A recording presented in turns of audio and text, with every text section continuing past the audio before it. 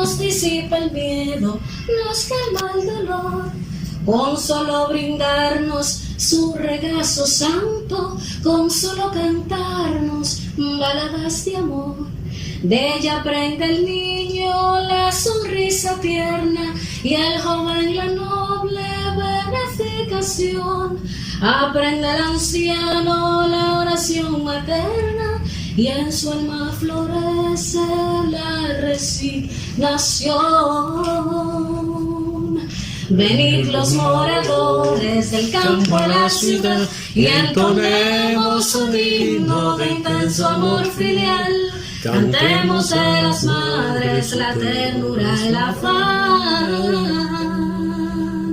y su noble atributo de abnegación sin par. Eso, señores, tenemos una artista oculta aquí. Bueno, señores, ahí estuvimos viendo la artista nuestra. El ayuntamiento, señores, está cultivando de todo, señores. Tenemos artista, tenemos historiador, tenemos de todo, señores. Aquí estamos con el historiador del municipio de Santo Domingo Este, nuestro amigo y hermano José Vázquez, con el que vamos a conversar precisamente en vista de que este próximo domingo 30 se cumple un aniversario más del ajusticiamiento de el tirano Rafael Leónidas Trujillo. Buenos días. Buenos días, Sandoval. Buenos días, Sergio. Buenos días. Buenos días, pueblo dominicano. Buenos días, mundo que nos sigue, que nos ve y nos escucha a través de las redes. Y el día del domingo es un día que tiene doble actividad. Una doble solemnidad. Se robustece el Día de las Madres con el Día de la Libertad. ¿Por qué? Esta vez coincide el 30 de mayo, que es el día del ajusticiamiento del tirano Rafael Leónidas Trujillo Molina. Un 30 de mayo de 1900, ocurrió en 30 de mayo de 1961, coincide con el Día de las Madres. Entonces, estamos a la víspera de una fecha, de una trascendencia, de una solemnidad, de un valor extraordinario del punto de vista de las riquezas intangibles del pueblo dominicano. De manera que felicitamos a todas las madres por partida doble, tanto porque el día que se conmemora en su honor coincide con el Día de la Libertad, como porque justamente estamos entrando a una etapa de reconocimiento a partir de esta fecha, de que debemos aquilatar el valor trascendente que tiene el hecho de haber decapitado al tirano, aunque no a la tiranía, que no es exactamente lo mismo. Decapitamos al tirano, mas quedó viva la tiranía, porque muerto el perro no desapareció la rabia. Y por eso tenemos tanto autoritarismo, por eso aún persiste tantas actitudes despóticas, tantos abusos, tantos atropellos institucionalizados que están en la estructura mental, institucional, administrativa y social de la República Dominicana. Pero eso ya poco a poco, paso a paso, con una firme determinación, con la sistematicidad que requieren los procesos de cambio, ya los dominicanos iremos superando ese letargo, iremos superando esas trabas que interfieren con una verdadera vida democrática, con una verdadera vida en libertad. Sí. Para hablar de la tiranía de Trujillo y el ajusticiamiento del tirano, pienso que tenemos que poner en contexto su surgimiento. Es decir, el tirano Rafael Leónidas Trujillo Molina no surge de la nada, no surge por azar, no surge por un capricho de la divinidad. La dictadura de Trujillo surge en un contexto histórico en el que las condiciones políticas, económicas, sociales y psicológicas del pueblo dominicano estaban dadas para que buscáramos nuevos cauces hacia la institucionalidad, hacia el respeto de la ley, hacia el adesentamiento de la administración pública. Trujillo surge en un momento en que la Constitución dominicana fue irrespetada. El gobierno de Horacio Vázquez había sido electo bajo el régimen de ocupación militar estadounidense de 1916 y que creó un estatus jurídico político que surge a partir del Tratado Hughes-Peinado. ¿Qué fue el Tratado Hughes-Peinado? El Tratado Hughes-Peinado fue un proyecto político, fue un acuerdo político en función del cual la República Dominicana fue atada económica, política y socialmente a los Estados Unidos hasta que cumpliesen con la deuda que tenían con este imperio, con esta potencia, desde los regímenes de Lili, sobre todo, y antes de Buenaventura Báez. Así que fue resuelto el problema de la deuda con el tratado, la Convención Dominico-Americana en 1907, con el gobierno del presidente Ramón Cáceres.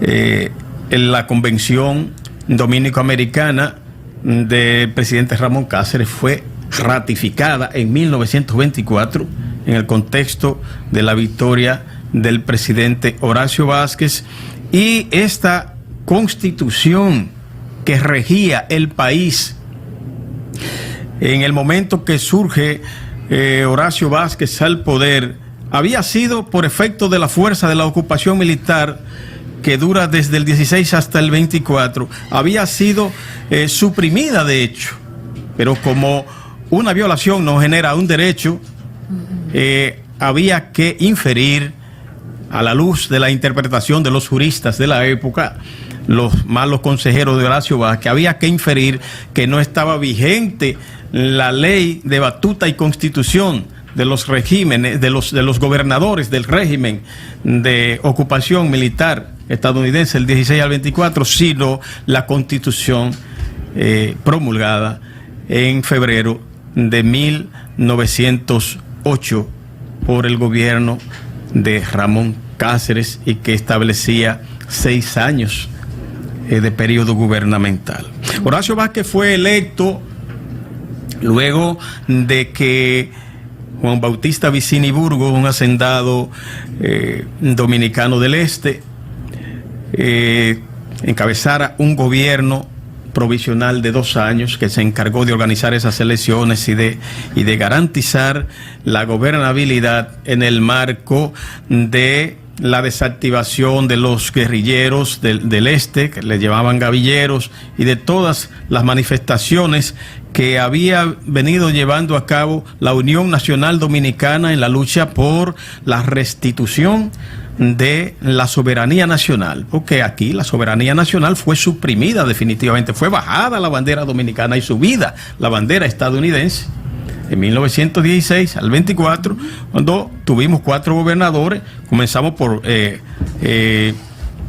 Henry Knapp, Harry Lee, Samuel Robinson y Thomas Snowden. Fueron 4 gobernadores que tuvimos. En ese marco surge Trujillo. En ese contexto surge Trujillo, simultáneamente con Horacio Vázquez, un Horacio Vázquez que le da un apoyo, que le da una valoración, una sobrevaloración que luego le pesó a Trujillo, porque Trujillo ascendió a través de una carrera militar kilométrica, sí, que rápidamente lo lleva a brigadier y a jefe del ejército. Fue bajo esta condición, bajo esta situación ventajosa en la que, además del apoyo que recibió de la oposición civil encabezada por su tocayo Rafael Estrella Ureña, al cual luego sacó también de circulación, que encabezaba el movimiento cívico que garantizaba la oposición cibaeña, que representaba la oposición cibaeña en contra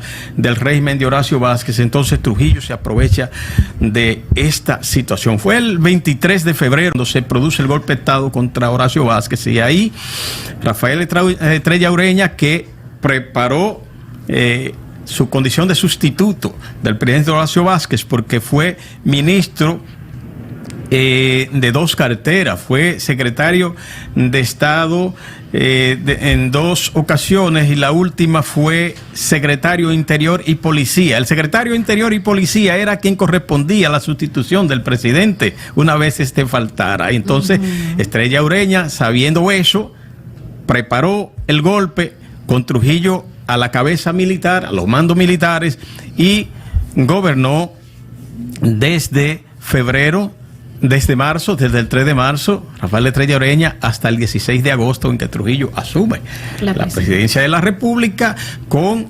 Estrella Ureña como vicepresidente. Pero rápidamente Trujillo dejó ver las garras despóticas, Trujillo dejó ver la fiereza que había en su ser, la intolerancia y la capacidad para maniobrar y entorpecer los procesos democráticos en la República Dominicana. Y el partido opositor que encabezaba Federico Velázquez era la Alianza Nacional Progresista. Esta fue impedida de participar en las elecciones a través de un proceso de persecución, de encarcelamiento, de amenazas, de manera que esto es el 15 de mayo de 1930. Para que esto se metieran en terror, se metieran en miedo. Esas artes fueron aplicadas de manera sistemática como buen discípulo durante el gobierno de los 12 años, de los fatídicos 12 años de Joaquín Balaguer, y se extendieron durante el gobierno de 10 años, que estuvo a punto de ser un gobierno de 12 años. Balaguer duró en el poder de manera directa 22 años. Sí. Esto porque Peña Gómez logró arrebatarle con aquel pacto por la democracia, lo que se llamó, logró arrebatarle 2 años, y con tanta dignidad, y eso tiene que ser reconocido, que Balaguer le pidió a Peña Gómez que gobernara a él 2 años y él 2, y Peña Gómez dijo que no, lo cual evidenció el desinterés, el sentido del altruismo, el sentido de la vocación del servidor político que tenía Peña Gómez. Y Balaguer, de todos modos, se salió con las suyas. Así es. Pero yo quiero, hermano, que usted nos hable a los amables oyentes y televidentes, en vista de que este 30 de mayo se cumple un aniversario más de su ajusticiamiento. Háblenos un poquito, ¿qué pasó el día 30 de mayo? Para ilustrar a los amables oyentes de los hechos que acontecieron y que finalmente dieron contraste a la muerte de Trujillo. Y que hay muchas versiones por ahí distorsionadas sobre el tema. Cuéntanos más o menos qué fue lo que pasó realmente. Lo de ese día, exactamente. Lo de ese día, ciertamente hay que llegar a ello a partir de un proceso, de todos modos, porque la historia tiene que ser entendida como proceso, sí, y no como evento aislado, no como la hechología particular que tiene que ser analizada de manera independiente de otros hechos. Trujillo había venido siendo acorralado, arrinconado por sus propias prácticas despóticas, desde que en 1937, no en 1937, sino en 1930, Cipriano Bencosme se subleva en la montaña de Jamao, y fue abatido por las fuerzas trujillistas durante el mes de noviembre. Cipriano Bencosme era un hacendado mocano que había jugado un rol extraordinario en su pueblo natal, en la República Dominicana. Fue gobernador, incluso en el gobierno Ramón Cáceres, en 1912. Enfrentó las tropas militares norteamericanas de 1916 y fue también un conspirador contra la dictadura de Trujillo. Así que el asesinato de Virgilio Martínez Reina al inicio de la dictadura y su esposa embarazada, la decapitación de Desiderio Arias, que se exhibió su cabeza como un trofeo por parte de Ludovino Fernández en el Parque Central de Santiago. Esta cabeza le fue traída a Trujillo como trofeo de guerra.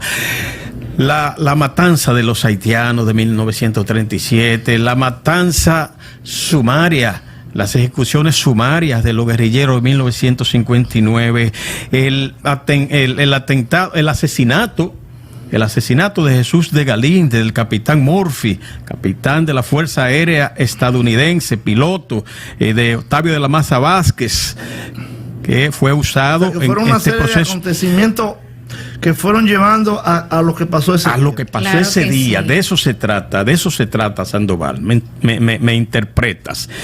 El asesinato vil, terrible, que conmocionó, que concitó no solo mucho dolor en la sociedad dominicana, sino ya la determinación de que había que salir de este déspota, de este sátrapa, de este sanguinario. El asesinato de las hermanas Mirabal por sicarios del régimen, por el SIM, el atentado contra Rómulo Betancourt, ¿verdad?, en el año 1960, en el mismo año en que fueron asesinadas las hermanas Mirabal, y una serie de asesinatos que se fueron acumulando, y una serie de torturas, una serie de encarcelamientos, una serie de desapariciones, una serie de manifestaciones absurdas de este régimen que ya, al sentirse acorralado, al sentirse pues a punto de caer, a punto de ser desarticulada, pues la tiranía se juega unas cartas en las que, tratando de resolver el problema, el remedio resultó peor que la enfermedad, porque ahí vamos, que fue lo que pasó la noche del 30 de mayo. La noche del 30 de mayo pasó que la gente de Trujillo organizó una conjura en dos frentes, un frente político y un frente militar. Que tenía, el frente militar tenía el propósito de matarlo. ¿Quién encabezaba esa parte? Lo encabezaba Antonio de la Maza Vázquez, sí, estaba a la vanguardia, y también Inver Barrera, que estaba Antonio Inver Barrera, Antocayos, que estaba a la retaguardia. También hubo otros militares que se inmolaron en este proceso, como fue el teniente Amado García Guerrero, un hombre muy joven, 30 años, 32 años apenas, Huáscar Tejeda, Luis Manuel Cáceres, Tunti Cáceres, el ingeniero Roberto Pastoriza, entre otros, estuvieron en la conjura. En el plano político estaban los Díaz, Juan Tomás Díaz, Modesto Díaz, Luis Amiá Matió y Ramón René Pupo Román, que era el secretario de las Fuerzas Armadas, que tenía el encargo de encabezar el gobierno provisional que emergiera de la desaparición física de Trujillo. Cometió una serie de torpezas, cometió una serie de imprudencias, y en La Vega fue alcanzado por las garras del despotismo, fue alcanzado por los militares del régimen y fue ejecutado. En realidad, el 30 de mayo, la noche del 30 de mayo, se habla de que Trujillo se dirigía a una cita amorosa al pueblo de Nigua, San Cristóbal. Se dice, si lo era o no lo era, eso no agrega más o menos morbo al régimen trujillista. Eso no agrega más o menos crisis de solemnidad, falta de pudor, falta de vergüenza a un régimen tiránico en el que los derechos de los dominicanos eran conculcados, eran violentados en todos los planos para satisfacer los caprichos de una familia que convirtió el Estado Dominicano en una especie de dinastía. Será una dictadura, una tiranía con ínfula de dinastía, porque las cosas se llamaban por el nombre de las familias del tirano, sí, ¿verdad? Julia Molina, era en la provincia María Trinidad Sánchez, mi provincia, Julia Molina, y así el Parque Trujillo, Ciudad Trujillo, que en 1936 surge como sustituto del nombre de Santo Domingo, lo cual implicaba que era una personalización, una personificación del poder político. La tiranía de Trujillo entonces dejó un legado que para erradicarlo hemos tenido y debemos seguir tratando de desterrar, debemos seguir luchando por exorcizar, porque el espíritu de Trujillo está en una situación agónica, está en una situación famélica, está en una situación de decadencia, pero se resiste a morir. Lo que está haciendo el gobierno dominicano en este momento y lo que está haciendo el neotrujillismo disfrazado en los cuerpos militares, en los cuerpos de seguridad, a través de los atentados, a través de los sabotajes que se han venido haciendo, eso es una expresión del espíritu de Trujillo que agoniza y se resiste a morir. Y tenemos que estar conscientes de que esa será una lucha que va a implicar una firme actitud por parte de quienes están llamados a aplicar la ley, porque el trujillismo no desaparecerá por un decreto, ni por una actitud de buena voluntad, ni por una actitud de proclamar el respeto a la ley, sino por actitudes de fuerza en la aplicación de la ley. Sin irrespetar los derechos de nadie, pero este país solo va a avanzar y está avanzando en la medida en que las instituciones funcionen para los fines en que fueron creados, que fue lo que nosotros tratamos de conquistar, fue lo que el pueblo dominicano se decidió a alcanzar con la decapitación del tirano el día del ajusticiamiento hace ya 60 años, hará el próximo domingo, afortunadamente, 60 años. Bueno, señores, José Vázquez, gracias por toda esta parte histórica que hemos llevado, como siempre, este programa, haciendo historia, recordando estos hechos, estos acontecimientos que ha pasado la República Dominicana en diversos momentos. Así que muchísimas gracias por esta participación. Esperamos verlo por aquí en otra oportunidad, como siempre. Yo espero poder volver. De la casa. Yo espero poder volver. Gracias. Nos encanta tenerlo para muchas gracias. Señores, nosotros nos vamos a una ligera pausa y retornamos en breve con la parte ya final del programa Enfoque de la Mañana. Señores, estamos celebrando el Día de las Madres, así que, director, dele para allá.